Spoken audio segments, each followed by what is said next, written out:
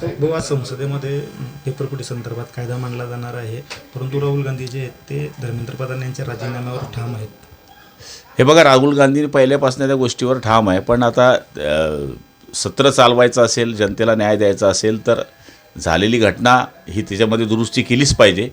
पण पुढच्या काळामध्ये आता राज्याकरता आपण वर्षभराकरता काय करणार आहोत त्याच्याकरता सत्रामध्ये हे सत्र असतं, तर सत्र पण चालवलं पाहिजे अशी आमची अपेक्षा आहे. भाऊ, मुंबईमध्ये पोलिसांनी काही मुलांना अटक केलेली होती आणि ते एक पोलीस त्यांना थेट धमकी देत होता की तुमच्या खिशात मी ड्रग्ज टाकेल आणि तुम्हाला आयुष्यभर जेलमध्ये सोडलं. असं होत असेल तर चुकीचं आहे आणि काल मुख्यमंत्र्यांनी सांगितलं असं जर झालं असेल तर आपण चौकशी करू आणि ती चौकशी केली पाहिजे. काही ठिकाणी महिलांशी पण विनयभंगासारखा प्रकार त्या ठिकाणी असं होऊ नये. शेवटी आंदोलन करणारे आहेत, त्यांना समजून घेतलं पाहिजे, कारण की शिवसेना, भाजप असेल, कोणताही पक्ष असेल आंदोलनातून पुढे आलेला आहे. त्यामुळे आपलंही एक काळामध्ये आपण आंदोलन करत होतो, याचा विसर कोणाला पडू नये अशी प्रत्येकाला अपेक्षा असते. त्यामुळे आम्हालाही तो विसर पडणार नाही अशी खात्री आम्हाला आहे.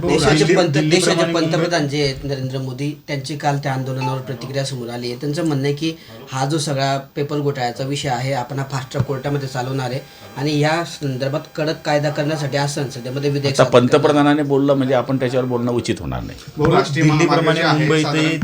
दिल्लीप्रमाणे मुंबईतही जे आंदोलन आहे विद्यार्थ्यांचं ते चिरडण्याचा प्रयत्न झाला. कुठेतरी सरकार म्हणून विद्यार्थ्यांशी संवाद साधण्यात कमी. आता संवाद साधायला सुरुवात झालेली आहे. काल आता वामचुमशी त्यांच्याशी 2 मंत्र्यांचा संवाद झाला, यांच्याशी संवाद होईल आणि संवादानेच ह्या गोष्टी सुटू शकतील. त्यामुळे सरकारने 2 पावलं पुढे चालले पाहिजे आणि आंदोलकांनाही पुढे चाललं पाहिजे, कारण की शेवटी आपल्याला विद्यार्थ्यांच्या जीवनाला न्याय द्यायचा आहे. भाऊ, साधारण बघायला गेलं राष्ट्रीय महामार्ग आहे, काही महिन्यापूर्वीच मांडला होता, मात्र त्या ठिकाणी अपघात होता आणि अगदी नवविवाहिताचा देखील मृत्यू झालेला आहे. कुठे?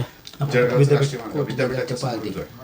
कोटनगर ते पालदेव रस्त्याला 4 महिन्यातच तडे पडलेले आहेत आणि तडे असे पडले की डायरेक्ट टू व्हीलर 4 चाकीचे अपघात. ठीक आहे, आपण त्या संबंधित अधिकाऱ्यांना चौकशी करायला लावू आणि असं जर झालं असेल तर कुठे गतिरोधक टाकता येतात का त्याचाही विचार करू.